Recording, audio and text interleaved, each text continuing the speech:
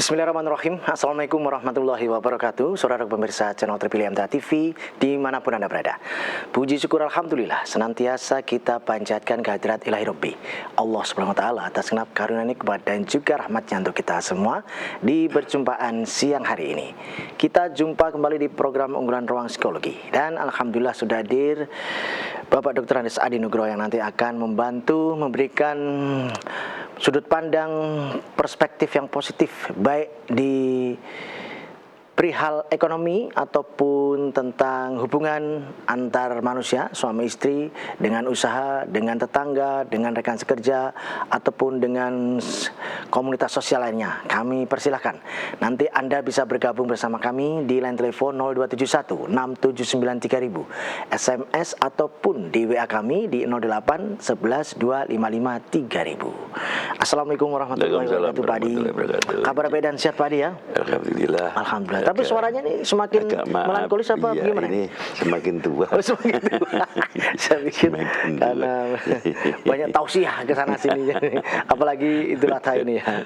Tapi lama kita tidak bertemu bersama ya, Pak.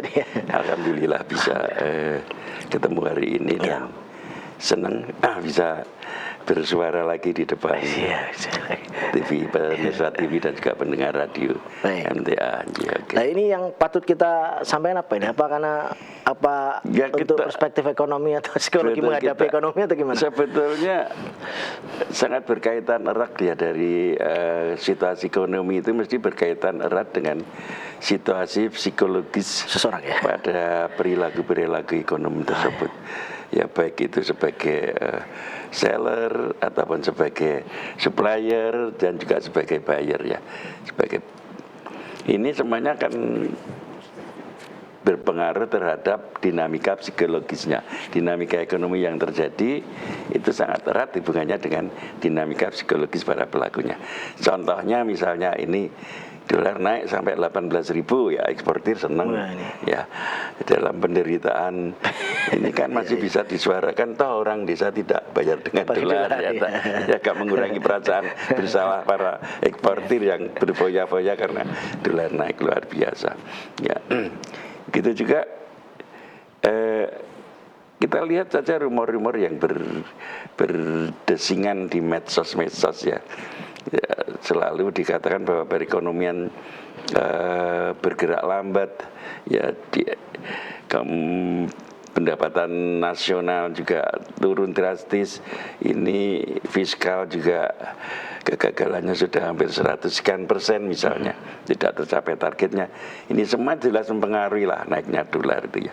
Tapi kita tidak melihat hal seperti itulah, itu urusannya para ekonom, para pelaku ekonomi yang canggih-canggih. Kita melihat hal yang sederhana saja, yang kita sikapi dalam kita berjalan misalnya keluar dari rumah sampai ke tempat tujuan kita, misalnya di studio ini saja ya. Kemudian di waktu pagi, di waktu siang, di waktu sore, maka kita akan melihat bahwa orang-orang bilang bahwa perkembangan pertumbuhan ekonomi pelan, tetapi dinamika perilaku ekonomi sangat tinggi sekali dan intens. Kelihatan sekarang ini misalnya di Solo yang sedang membludak ini coffee shop yang luar biasa. Dan kalau Anda lihat tempat parkirnya nggak ada mobil mewah. Sekarang coffee shop itu yang masuk anak-anak sepeda motor, ya, anak-anak Grab, anak-anak jalan kaki, nggak ada lagi parkiran mobil mewah. Jadi citra dari coffee shop dulu sebagai suatu tempat untuk hangout mereka-mereka yang berduit ya, misalnya seperti brand-brand luar negeri, ada Coffee Bean, ada Starbucks, itu sekarang terhapus dengan banyaknya coffee shop lokal di mana penikmatnya adalah para mahasiswa, kemudian para pekerja-pekerja yang ya bisa diibaratkan mereka pemula aja sudah bisa masuk ke coffee shop ya. Dengan tulisan Inggris dulu selalu mahal, sekarang coffee shop dengan tulisan coffee shop, bukan kopi tubruk misalnya, harganya ya tetap 15.000 paling mahal. Nggak ada lagi yang jual 80.000 dan sebagainya. Nah, Anda kan melihat ya misalnya dari ke Prabon itu aja, yang di situ adalah pusat-pusat tes para coffee shopper, ya ada brand-brand yang punya flagship besar, tapi mereka punya tes pasar di situ, itu penuh semua, ya penuh semua. Kalau kita ke jalan kemana saja Selamat Riyadi itu sepanjang Selamat Riyadi kalau kita sore penuh. Kemudian yang biasa kemasan itu mana pasar Klewer kita ke timur ya ke barat ya, ke barat itu sekarang kalau malam penuh ya. Kemudian dari Mangkunegaran, Narsapura lurus ke sana langsung ke mana Matahari itu mana Singosaren, kanan kirinya udah penuh semua dan rapat. Ini adalah satu gambaran bahwa betul orang bisa berbicara bahwa pertumbuhan ekonomi lambat, tetapi dinamika pelaku ekonomi sangat intens untuk berlomba memenangkan kompetisi yang terjadi di pasar. Sebagaimana dalam satu ayat Allah berfirman bahwa kalau memang kita nanti sudah tidak mampu lagi menjadi Khalifatullah yang mengurus bumi ini, ya dihabisin aja sama Allah, akan diganti nanti dengan umat yang lebih baik. Begitu juga berlaku pada para pelaku ekonomi. Kalau memang mereka sudah tidak mampu melakukan hal yang dibutuhkan oleh pasarnya, ya akan diganti oleh pelaku-pelaku baru yang lebih inovatif, yang agresif, ya dengan wacana-wacananya yang lebih maju ke depan, ya mengikuti arus perkembangan zaman dan kebutuhan pasar. Jadi nggak bisa lagi kita itu selaku pelaku ekonomi terus santai-santai gitu ya. Nah dampaknya sekarang ini dengan intensitas dinamika ekonomi yang demikian tinggi, persaingan yang demikian kompetitif, maka stres yang terjadi di lingkungan pelaku ekonomi juga gede. Ya kalau sudah stres pada pelaku ekonomi, kalau itu kepala rumah tangga, mestinya akan merambat ke istrinya, merambat ke anaknya. Ya, kegagalan dari usaha si suami mesti akan berdampak pada istri. Nah, akibatnya kan jelas ada pergeseran dinamika psikologis ya pada para pelaku ekonomi tersebut. Kemudian yang kedua, biasanya diikuti dengan para penyintas karena mereka melakukan shortcut ya, bagaimana meniti dari nol ya, bisnis yang seperti kita misalnya sangat terkejut kemarin di Sukoharjo sempat digrebek ya pelaku ponzi, penipuan daring dan korbannya orang-orang luar negeri, ya perekannya orang-orang luar negeri, tetapi pelakunya pelaku orang-orang dalam negeri dan ada di Sukoharjo. Ya, ini akan berkembang terus mereka. Bagaimana memenangkan persaingan, mbok itu halal, mbok itu haram, bagi mereka yang sudah tidak punya tuntunan, itu akan berjalan gitu ya. Prostitusi akan menjamur, ya. Baik itu pakai daring, baik itu pakai luring, baik itu pakai offline, ya. Hingga mereka tidak lagi pasif, tetapi mereka stay di kamar hotel, kemudian mereka melakukan live di situ, kemudian memanggil karena konsumennya di situ sudah disiapin ruangan. Luar biasa ya, inovasinya luar biasa. Itu mengikuti zaman, karena kalau enggak ya terlibat. Kita bicara memang prostitusi itu sebagai sesuatu yang sederhana, tapi itu bisnis bagi mereka. Tetap kompetitornya gede juga. Mereka harus berjuang luar biasa. Ya, nah ini yang ketiga, mestinya penyintas yang berlaku shortcut adalah para pelaku kriminal. Ya, kriminalitas biasanya kan cenderung meningkat. Ya, meskipun saat ini berita-berita yang kalau cuma pencopetan, pencurian itu sudah bukan berita sekarang ini, tapi yang masuk berita itu pembunuhan, ya pembunuhan itu kalau siji aja nggak masuk, sekeluarga sekarang yang masuk. Nah, bagaimana kita menyikapi itu ya dengan situasi yang seperti itu, para pemirsa dan pendengar? Kita tetap tawakal Allah ya. Satu, optimis bahwa Allah itu dalam mendatangkan satu bencana selalu dibarengi dengan banyak kenikmatan. Ayatnya jelas. Bukan kok berganti, enggak, dibarengi, ya. Jadi kita itu harus betul-betul saat ini cermat sekali melihat posisi kita. Kalau lagi dicoba diri Allah, maka kita harus yakin dan optimis bahwa Allah itu mencoba kita dengan satu cobaan, ini dibarengi dengan banyak kenikmatan. Kita harus melihat mana kenikmatan yang dibarengkan Allah. Pasti ada, ya. Pasti ada.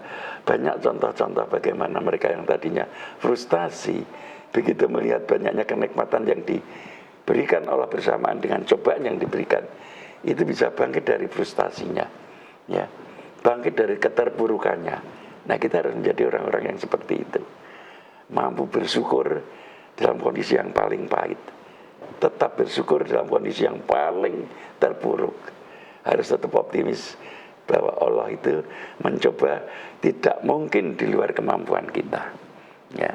Itu. Kemudian kedua, kita harus lebih banyak berzikir dalam arti betul-betul tadabbur, ya, mempelajari ayat-ayat Allah. Kita ambil ayat-ayat yang membuat kita itu optimis. Banyak ayat-ayat penguat yang membuat kita itu optimis dalam hidup kita, ya.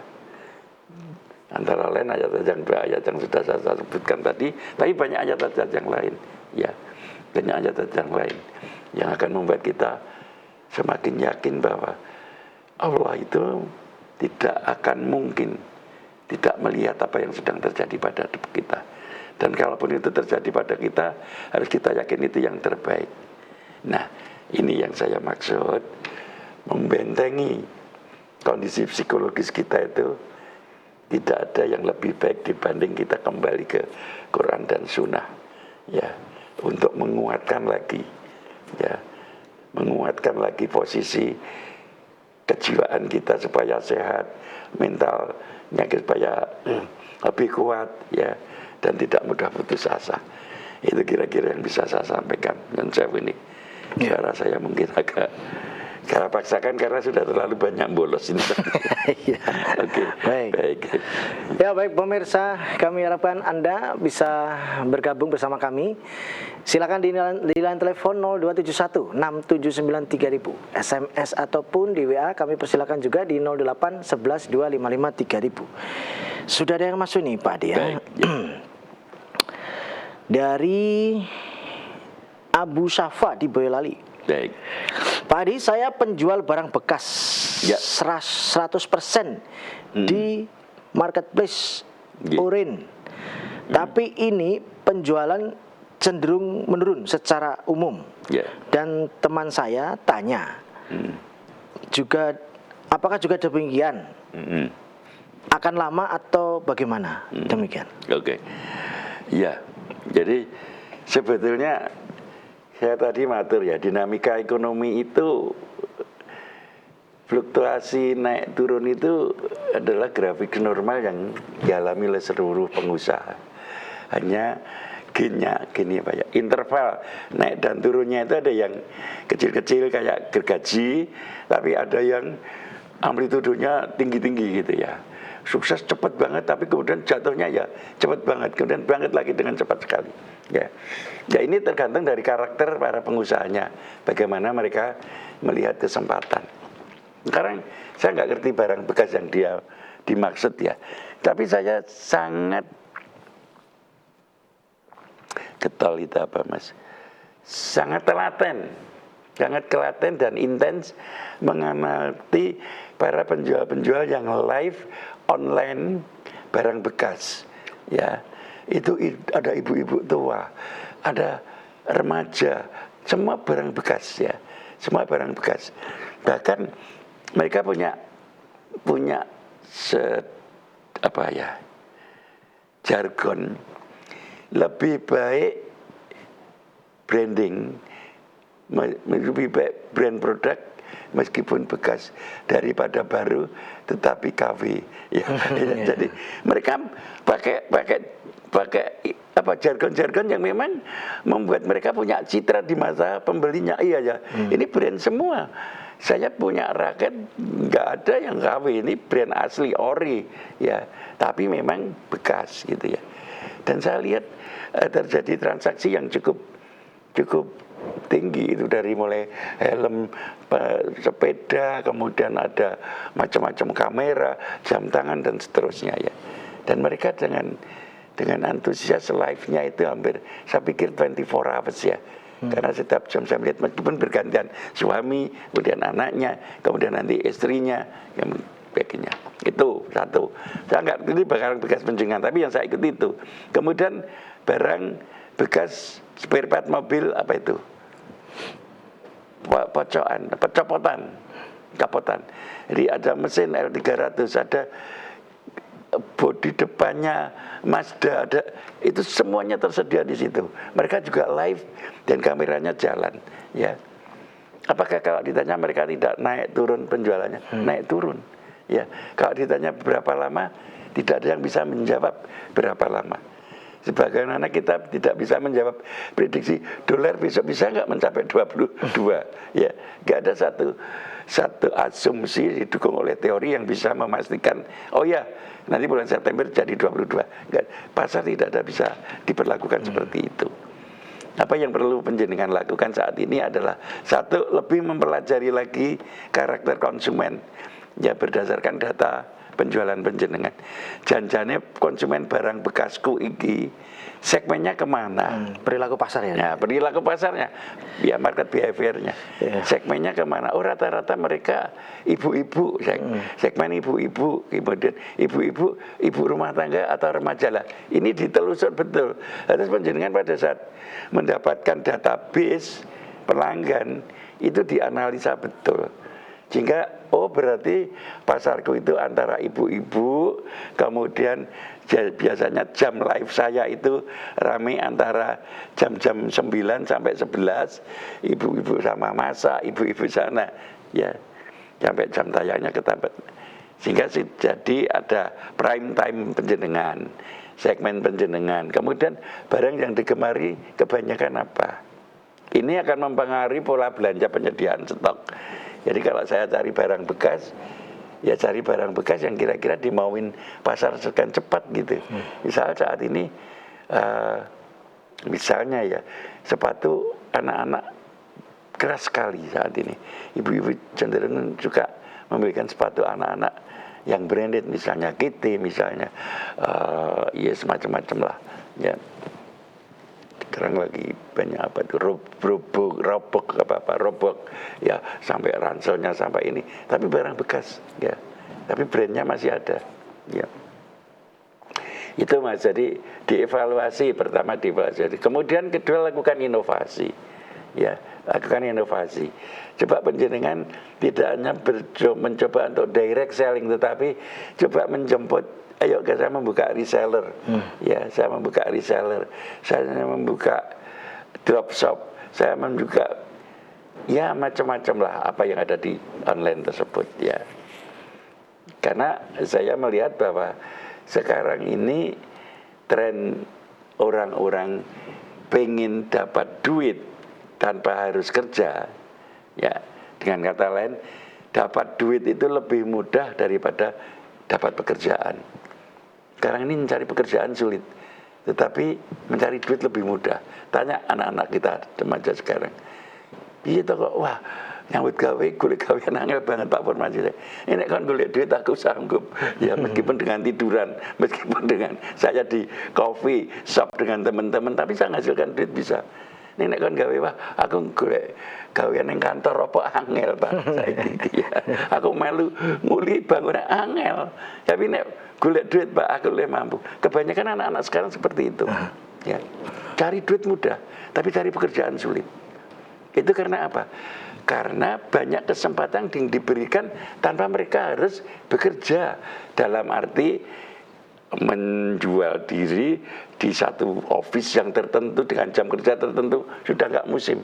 Office-nya mereka di mana-mana, ada di coffee shop, ada di Jalan Slamet Riyadi, ada di Pendopo, Mangkunegaran, ada di mana-mana lah. Ya, itu yang membuat mereka sekarang ini orang-orang mencari karyawan juga agak sulit. Ya, mencari karyawan meskipun sekarang pekerjaan dikatakan sulit mendapat pekerjaan, tapi pengusaha cari karyawan juga sulit. Sama-sama punya kesulitan ya. Kok golek, aku lo butuh karyawan sulit gitu loh. Apa tuh?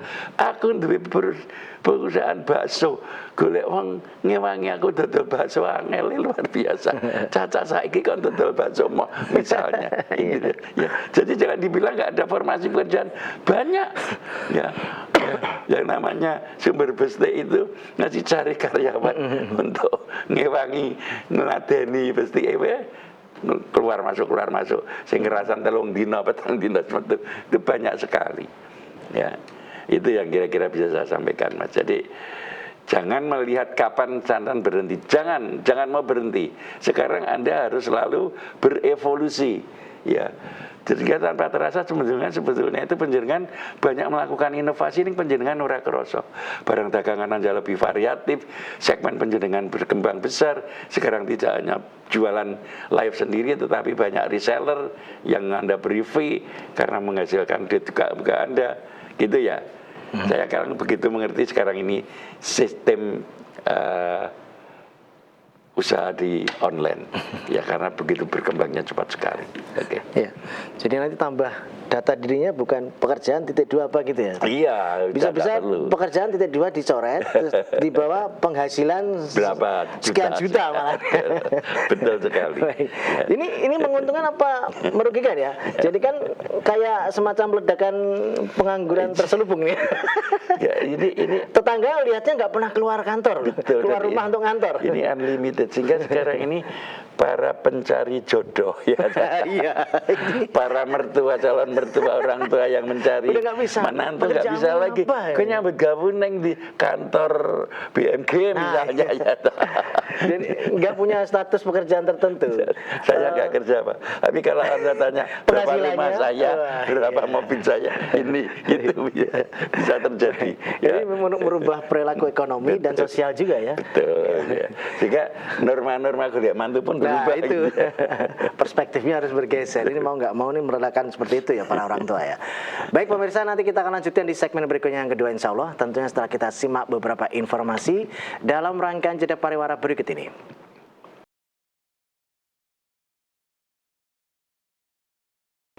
Baik, saudaraku pemirsa channel terpilih MTA TV dimanapun Anda berada, terima kasih Anda masih setia bersama kami, khususnya di program unggulan ruang psikologi siang hari ini.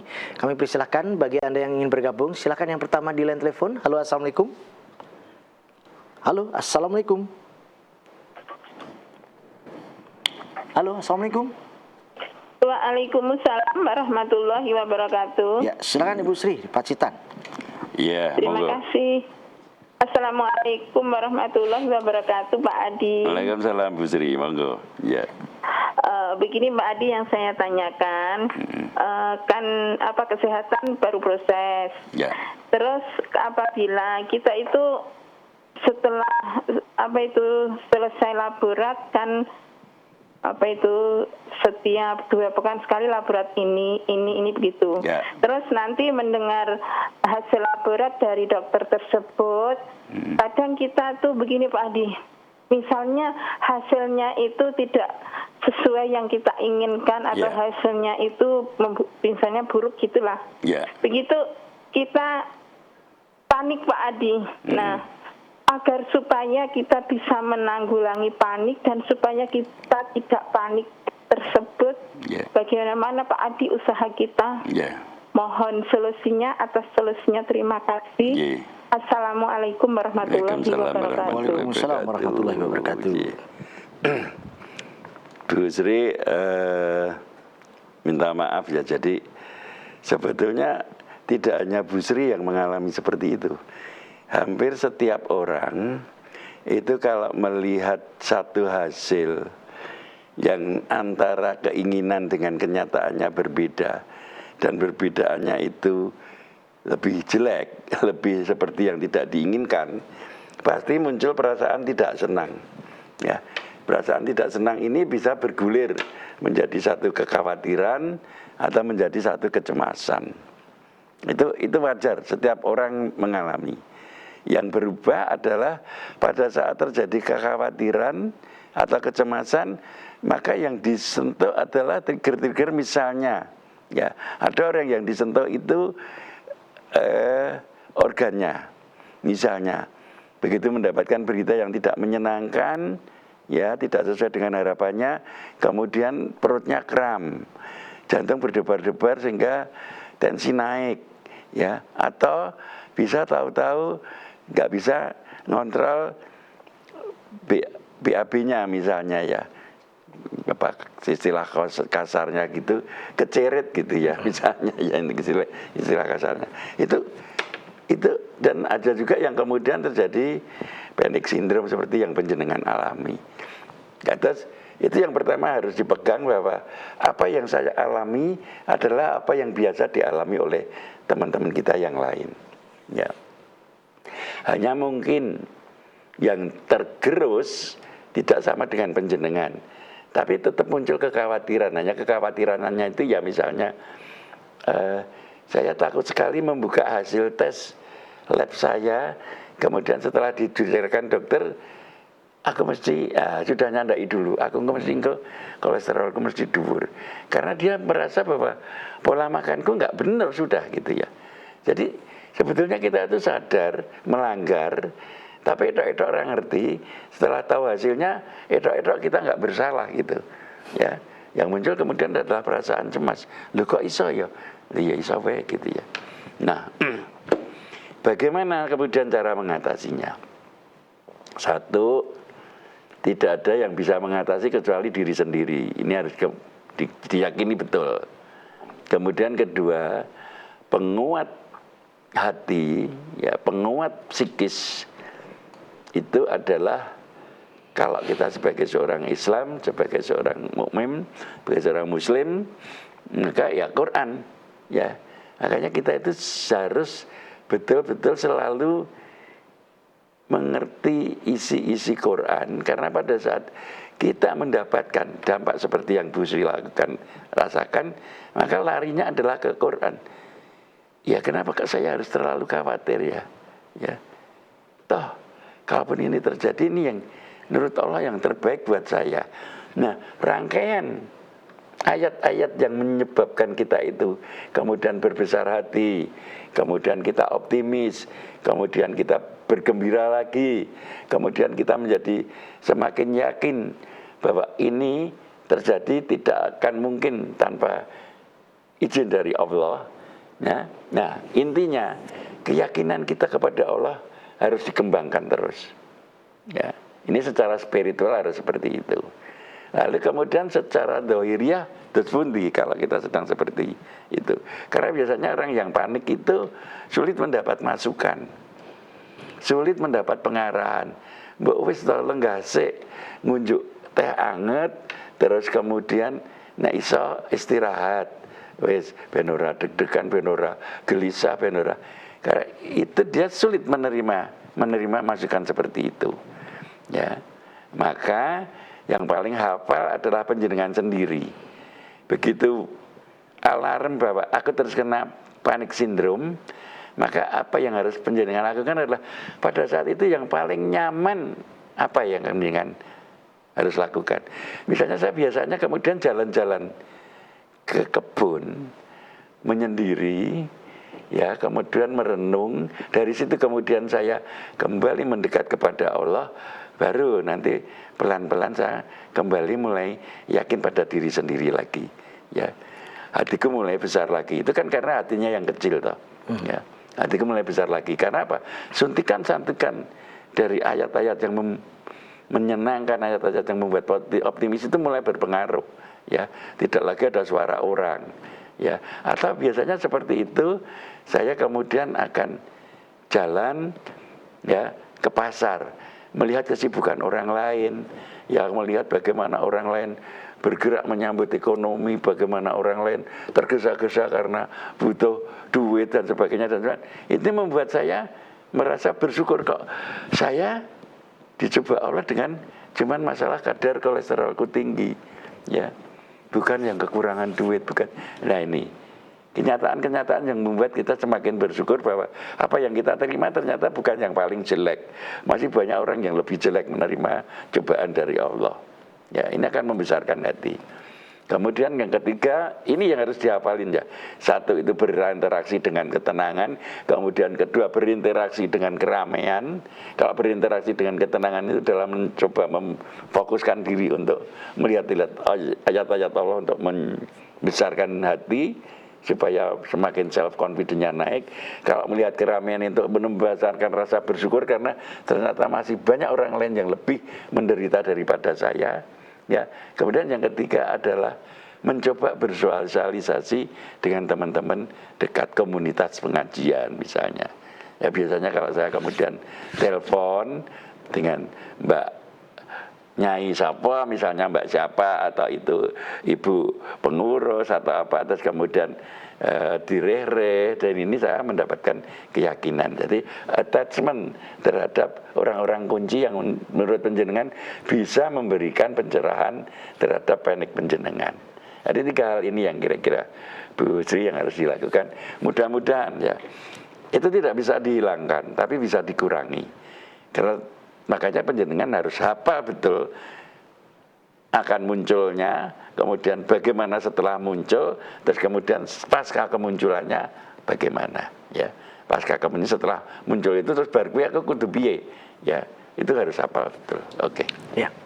Baik, demikian ya Bu Sri di Pacitan, semoga bisa dipahami dan bisa menjadikan support. Dan yang lain kami persilahkan masih terbuka di line telepon 02716793000, SMS ataupun di WA di 08112553000. Baik Pak Adi, kita lanjutkan sambil kita nantikan yang bisa bergabung kembali. Ya. Dari tadi ini contoh kepanikan ya, karena suatu kabar yang buruk. Nah, kan bisa jadi orang yang baru saja mengembangkan, ini taruhlah buka usaha sendiri. Agak bulan, 2 bulan, 3 bulan ini sangat respon pasar adalah positif sekali. Tiba-tiba beberapa hari terakhir ini kan terkabarkan nilai dolarnya kan mengukir sejarah ini ya. Nah, bisa dimungkinkan yang bersangkutan ini kan pasti akan mengalami kepanikan karena bahan bakunya gimana kalau demikian adanya ya kan. Yang kemarin barusan plastik, apakah ini nanti jadi kertas atau bahan baku yang lainnya bisa mengimbas begitu. Nah, kepanikan ini bisa secara psikologis untuk bisa mengurangi daya survive-nya usaha atau sampai sejauh mana Pak? Terus yang saya pelajari perilaku pasar itu bahwa perilaku pasar itu berdampak itu terhadap psikologi orang itu tidak lebih dari 3 bulan. 3 bulan ya? Ya. Banyak pengamat ataupun peneliti psikolog ya, bahwa satu kejadian yang misalnya kematian pasangan kita, kemudian anak kita, pokoknya hal yang tragis gitu ya, itu aja 3 bulan ya. Tapi tidak perlu didramatisir yang eksepsional ya, misalnya sampai 3 tahun masih itu juling kanan yang eksepsional, tapi normalnya. Nah begitu juga coba kita, apalagi itu yang sangat signifikan berpengaruh, apalagi yang tidak begitu berpengaruh. Misalnya perilaku pasar kita sebagai pengusaha dolar, kemudian solar misalnya, ya, kemudian ini, bagaimana? Ya, sekarang saya cuma punya mobil 1 diesel dan harus isi Pertamax Deck. Sekarang begitu ngisi Pertamax Deck 1 tangki, saya harus 1,5 juta. Dari tadinya 600 saja cukup gitu ya. Sangat panik pada saat itu, pengalaman pribadi saya pada saat saya di pom bensin, saya panik betul. Loh Pak, saya full tank Pak. Loh Pak full tank, sudah tahu Pak harganya berubah. Loh, berapa sekarang? 27.900 waktu itu ya saya pas belanja. 27.900. Waktu itu langsung dek, wah 10 liter Bepo ya. Ini adalah satu bagaimana saya harus membuat penyesuaian. Ya ini berarti ini juga terjadi pada para pengusaha. Begitu terjadi satu halangan, akan melakukan satu penyesuaian dengan cepat. Stokku kudune langsung tak penuhi secepatnya, mumpung lagi naik iki, atau saya berhenti dulu melihat reaksi pasar, gitu ya. Nah ini yang biasanya terjadi. Karena pada saat kemudian nanti 1 minggu, 2 minggu, kemudian 3 minggu, karena tuntutan kebutuhan, toh mobil saya cuma itu dan saya harus jalan. Mau ya? Mau nggak mau saya harus itu, ya sudah. Ya sekarang saja harus, ya saya ingin intensitas mobilitasnya dikurangi, dan penyesuaian itu mesti dilakukan, dan itu automatically ada pada otak-otak para pengusaha, para pelaku bisnis, para penjual-penjual, dan pasar juga akan berkembang mengimbangi. Oh iya naik toh, iya wajar. Pembeli pun maklum, iya sekarang plastik naik. Pak, makanya plastiknya bawa sendiri ya. Oh ya kalau beli berapa? 2.000. Ya sudah, saya plastiknya 2.000. Pak, konsumen terdidik untuk iya ya, wong mereka ya naik ya mestinya mengalami seperti itu. Ya. Nah, seperti misalnya plastik sampah saja sekarang naik, yang hitam itu saja naik luar biasa. Jadi kita mau butuh kok, ya sudah sekarang ya seorang itu di recycling, misalnya batik gua dicuci dipakai lagi. Nah ini penyesuaian yang dilakukan ini oleh seller dan juga oleh si buyer, oleh si pembeli. Mereka akan menyesuaikan kebutuhannya. Apa yang terjadi kemudian tentunya penurunan kebutuhan ini mempengaruhi penurunan pasar. Ya, nah ini yang kemudian kita harus menyesuaikan diri, stoknya bagaimana, mencari alternatif lagi, bagaimana yang kira tidak terlimbas misalnya, yang tidak terlimbas secara langsung dari produk. Biasanya kalau dolar ya biasanya bahan-bahan importnya yang kena. Ya, produknya jadi mengecil, jadi minimalis. Ya. Kita masih ingat pada saat kedelai import Amerika kemudian naik. Dimana tahu bulat masih harga segitu, tapi tidak bulatnya onde-onde, tapi ini onde-onde kecil gitu ya. Dan pembeli tidak marah, pembeli loh sekarang aku 5.000 ke ente samin ya Pak Deli. Tidak marah mereka. Inilah pasar Indonesia yang menyenangkan. Gorengan itu loh yang biasanya 10.000 dengan bangga satu kresek, sekarang itu nyangking kayak enteng, ya. Kayak sisa. Ya. Nah, kan kita juga nggak marah, tapi gimana tinggal kita butuh ya kita butuh ya beli, ya kan harga yang sama gitu ya, dan diberikan oleh penjualnya. Jadi ini tidak perlu di dalam hal ini panik kita akan terjadi, tetapi dalam waktu yang sangat singkat. Adaptifnya relatif tidak berkepanjangan ya, kecuali kasus tertentu ya. Sekarang kita melihat saja. Dolar ini sudah naik berapa hari, dari mulai 17.800 itu aja udah bergerak pelan-pelan, kemarin akan bergerak wakil kita gewololas. Itu tapi pasar, saya melihat setiap jalan itu sangat ngamati pasar, nggak ada perubahan sama sekali perilaku pasar. Masuk pasar Beringharjo di Jogja, masuk pasar Klewer di sini, ya pasar gede, meskipun cuma golek jajan ya camilan, tapi kan saya bisa melihat, ya memang ada beberapa hal yang lesu ya. Ya mereka coba, waduh Pak sekarang sulit gitu. Tapi Anda tetap bertahan di sini masih sekian. Ngomong sulit sudah 2 minggu, kayak masih di sini. Kopi juga naik 30%. Waduh. Saya membaca itu semakin pahit rasanya. Robusta double ini. Iya, double shot ya. Makanya itu sunatullah lah. Jadi mekanisme pasar itu akan tetap dibentuk seperti itu, sunatullahnya akan jalan terus, dan itu bisa diterima dengan nyaman oleh manusia. Jadi nggak usah panik sebagai pembeli, sebagai ini, ya, mesti jalan tetap hidup. Should must going ya, the show must go on itu tetap jalan. Kamu tetap mau hidup ya gerak, moving itulah hidup gitu. Oke, semangat yang penting dan optimis. Semangat dan optimis. Ya, semangat kalau bersama itu jadi ya, semangat sendirian itu agak susah itu ya. Baik Pak Adi, demikian untuk kali ini. Kita lanjutkan kesempatan mendatang insya Allah ya Pak Adi ya. Terima kasih. Assalamualaikum warahmatullahi wabarakatuh. Baik saudara pemirsa channel terpilih MTA TV dimanapun Anda berada, demikian tadi telah kita simak dan ikuti bersama program unggulan Ruang Psikologis yang kali ini. Kita jumpa kembali di kesempatan mendatang. Saya Tomila Fatoni pamit undur. Assalamualaikum warahmatullahi wabarakatuh.